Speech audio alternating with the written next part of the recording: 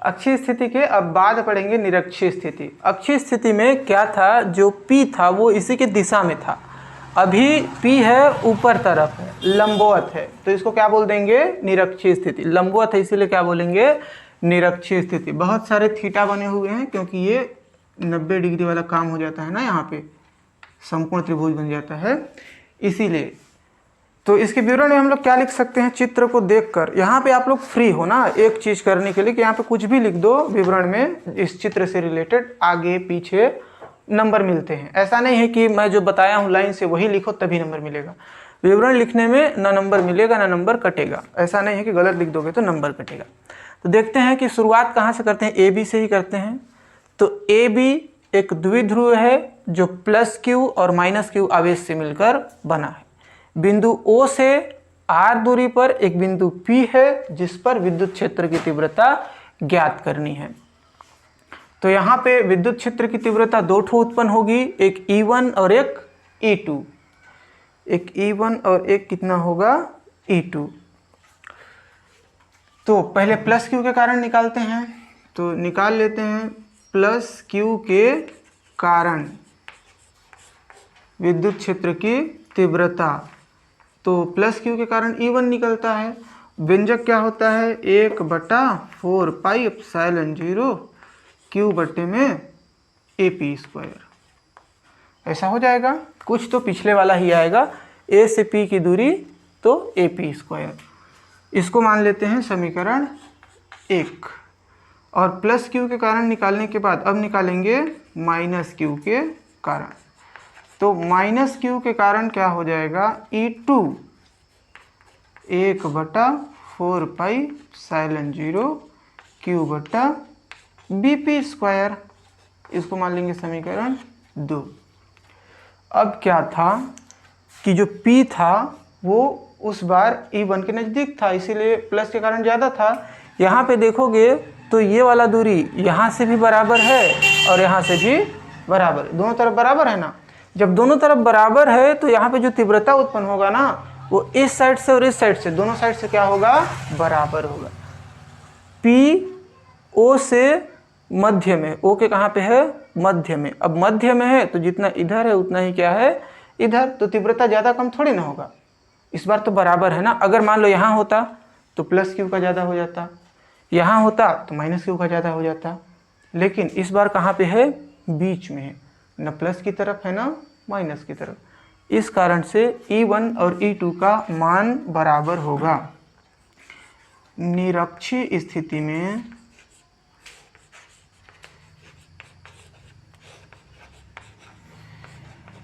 E1 बराबर E2 होता है। E1 बराबर E2 होता है क्योंकि मध्य में स्थित है। सिंपल सी बात है, क्योंकि मध्य में है।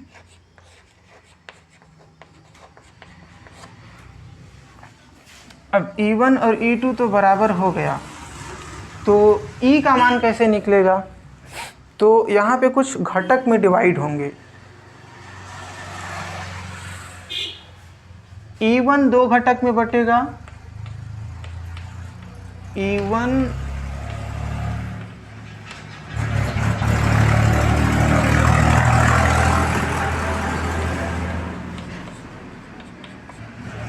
E1 दो भाग में विभाजित होगा और E2 भी कितने भाग में विभाजित होगा, दो भाग में। पहला घटक हो जाएगा E1 साइन थीटा और दूसरा घटक हो जाएगा E1 कॉस थीटा। ये वाला एक ऊपर की तरफ जा रहा है, E1 साइन थीटा जो ऊपर की तरफ जाता है उसको क्या बोलते हैं, ऊर्ध्वाधर। और एक इधर जा रहा है तो धरती की दिशा में होता है ना, धरती के समांतर होता है उसको क्षैतिज बोलते हैं, ऊपर जाता है उसको ऊर्ध्वाधर। तो साइन थीटा ऊपर की तरफ जा रहा है इसलिए ऊर्ध्वाधर, और कॉस थीटा इधर धरती के मतलब समांतर जा रहा है तो उसको क्या बोल देंगे, क्षैतिज। तो E1 दो भागों में बट गया। सेम चीज E2 के साथ करना है, E2 भी दो घटकों में बट जाता है, दो घटकों में विभाजित होता है। E2 भी 2 घटक में हो जाएगा विभाजित। ये कौन कौन सा होगा? E1 के बाद E2 साइन थीटा। अब देख लो, ये ऊपर जा रहा था, ये कहाँ जा रहा है? नीचे, तो अपोजिट हुआ ना। तो चाहे ऊपर जाए सीधा, चाहे सीधा नीचे जाए, उसको ऊर्ध्वाधर ही बोलते हैं। और चाहे बाएं तरफ जाए चाहे दाएं तरफ जाए, उसको क्षैतिज ही बोलते हैं। तो E2 cos थीटा किस में हो जाएगा? क्षैतिज में। ठीक, साइन थीटा ऊर्ध्वाधर में दोनों में है और cos थीटा क्षैतिज में दोनों में है। साइन थीटा एक दूसरे के प्रभाव को निरस्त कर देंगे। एक दूसरे के प्रभाव को निरस्त कर देंगे। निरस्त मतलब समझते हो? कैंसिल। क्यों कैंसिल करेंगे? देखना, ये वाला को अगर सेंटर बिंदु मान लो तो जितना ऊपर जा रहा है उतना ही कहाँ आ रहा है? नीचे, चाहे इधर चाहे नीचे, उतना ही आ रहा है ना। तो जितना ऊपर बल लग रहा है उतना ही बल कहाँ लग जा रहा है? नीचे। तो एक दूसरे के प्रभाव को क्या कर देंगे? समाप्त। इसमें देखोगे E1 भी इसी साइड जा रहा है और E2 भी इसी साइड जा रहा है, तो क्या प्रभाव समाप्त होगा? नहीं होगा, तो बढ़ जाएगा ना। जैसे कि मान लो ये बुक हैं, बुक के 2 पेज हैं, इनको मैं दोनों को विपरीत दिशा में से खींचूं तो बीच से टुकड़ा हो जाएगा और दोनों अलग अलग हो जाएंगे, तो एक दूसरे के प्रभाव को नष्ट करेंगे क्योंकि दोनों को एक एक मिलेगा ना। लेकिन अगर दोनों को मैं एक ही साइड में से खींचूं तो ये वाले टुकड़े होंगे क्या? नहीं होंगे, इनका ताकत बढ़ जाएगा।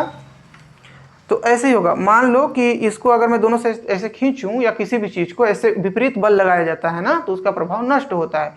जबकि साथ में ऐसे करके बल लगाया जाता है तो बल बढ़ जाता है। यहाँ भी वही हो रहा है, इधर विपरीत बल लग रहा है, एक ऊपर और एक नीचे, तो साइन थीटा एक दूसरे के प्रभाव को क्या कर देंगे? निरस्त। लेकिन यहाँ पे विपरीत नहीं लग रहा है। विपरीत कब लगता? जब ये वाला इधर जाता ना, तब लगता। ये वाला इधर जाता और E2 इधर आता, तब ये इसका प्रभाव भी हो जाता समाप्त। लेकिन ऐसा नहीं हो रहा है, दोनों के दोनों एक ही साइड में जा रहे हैं। तो साइन थीटा का कहानी यहाँ से हो जाएगा खत्म। तो परिणामी हमको क्या मिलेगा? तो परिणामी तीव्रता E बराबर हो जाएगा E1 प्लस E2। परिणामी तीव्रता क्या हो जाएगा? E1 cos theta plus E2 cos theta. अब मैं अभी बताया था कि E1 और E2 बराबर होते हैं। E1 और E2 क्या होते हैं? बराबर। तो E2 की जगह पे हम लोग क्या लिख सकते हैं? E1 cos theta. E2 के जगह पर भी क्या लिख सकते हैं? यहाँ पे देखोगे E1 बराबर क्या है? E2। तो E2 की जगह पे हम लोग E1 लिख सकते हैं। तो E2 की जगह पे कर देते हैं E1। एक E1 और एक E1 मिलके कितने हो जाएंगे? 2 E1 cos थीटा। 2 E1 का वैल्यू कितना है? E1 का वैल्यू इतना है, 1/4πε0 Q/AP²।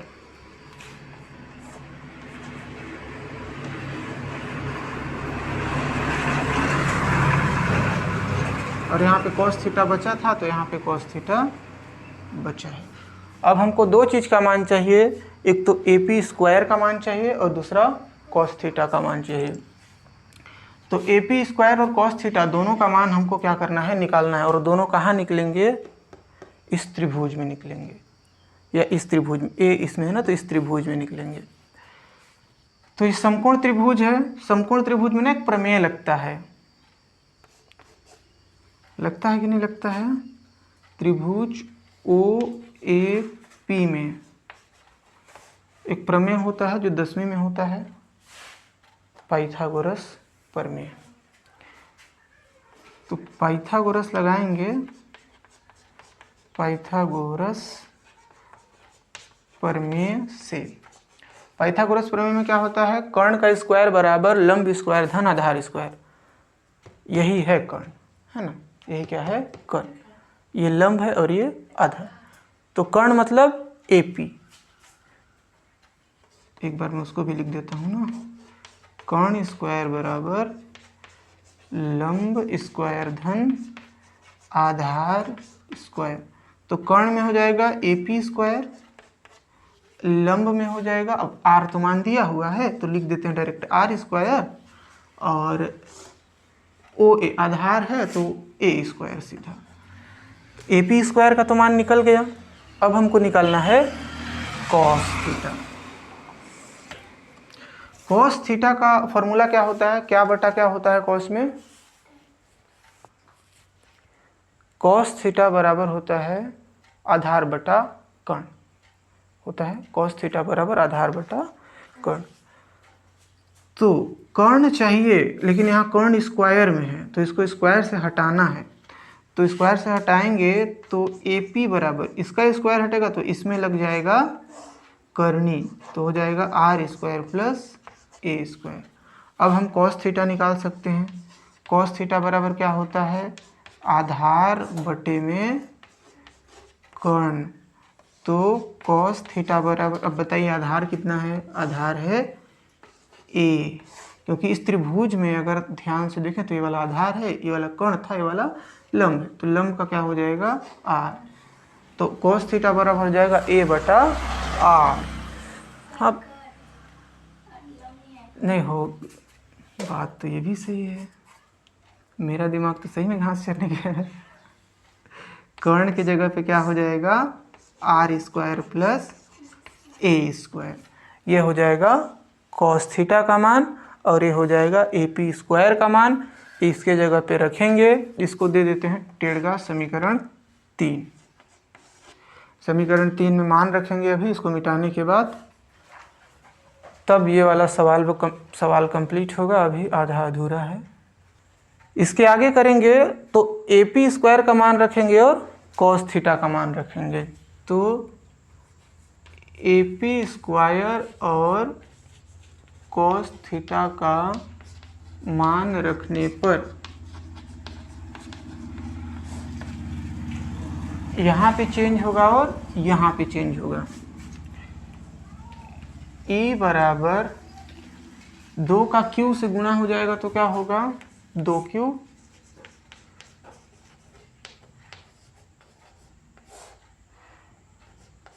Karni R square plus A square. और cos थीटा का मान क्या था, A बटा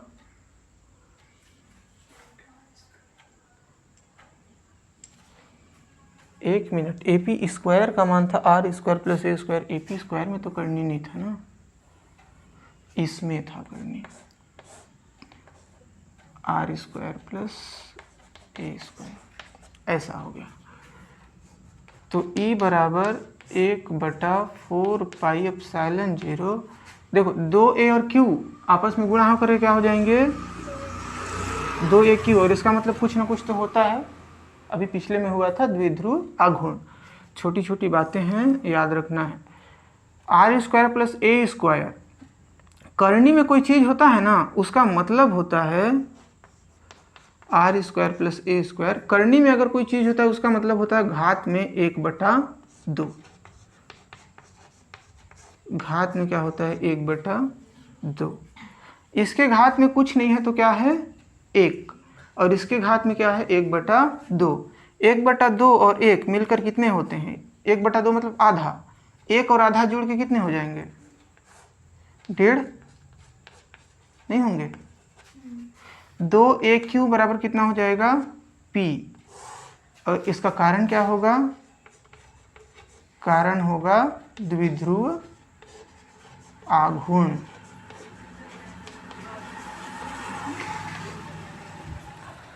दो AQ मिलकर हो गया P, ये वाला 1 और ये वाला आधा, 1 और आधा मिलकर कितना हो जाएगा 1.5। 1.5 को हम लोग क्या लिख सकते हैं 3/2। R square plus A square को हम लोग लिख सकते हैं 3/2। ये वाला काम समझ में आया, नहीं आया होगा ना, उसको मैं अभी इधर क्लियर करता हूँ।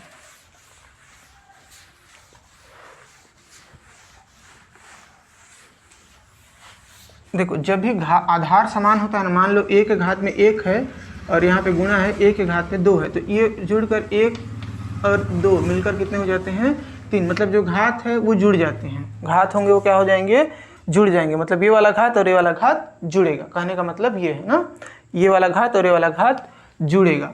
तो 1 में कितना जोड़ना है हमको, आधा, तो ये जुड़ के हो जाएंगे 1 सही 1/2, इसको बोलते हैं 1.5। अब 2 1 कम 2, 2 और 1 कितना हो जाएगा 3, तो हम लोग इसको कितना लिख सकते हैं 3/2। क्यों 3/2 लिखेंगे, क्योंकि 3 का आधा कितना होता है 1.5, 3 का आधा कितना होता है 1.5, और 1 में आधा जोड़ते हैं तो कितना होता है 1.5। तो ऐसे लिखेंगे ना तो फिर कैलकुलेट करते नहीं बनता, इसीलिए लिखते हैं 3/2। तो यहाँ पे हो गया है 3/2। पिछले सवाल में हम लोग देखे थे कि a का मान r की तुलना में बहुत कम होता है, तो इग्नोर भी करते हैं। r का मान बहुत ज़्यादा होता है और a का मान बहुत ही कम होता है, अतः a की क्या कर देते हैं उपेक्षा, अतः a की उपेक्षा करने पर। अब a की उपेक्षा कर देते हैं, मतलब a यहाँ से हो जाएगा गायब, अगले लाइन में a नहीं दिखेगा, बाकी सब दिखेंगे।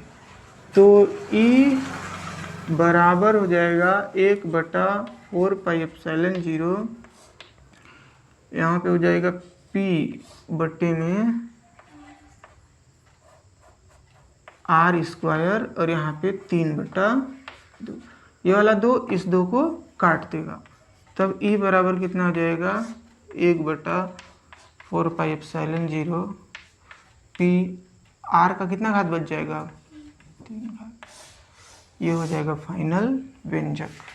और इसकी दिशा क्या होगी, इसकी दिशा अक्ष के लंबवत होगी,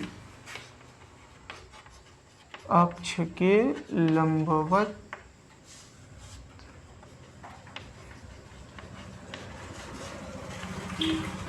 होती है। पिछले का जो व्यंजक आया था और इसका जो व्यंजक आया उसमें क्या अंतर है, पिछले वाले में यहाँ पे 2 था, इस बार 2 नहीं है, बस यही है और ये सवाल हो गया समाप्त।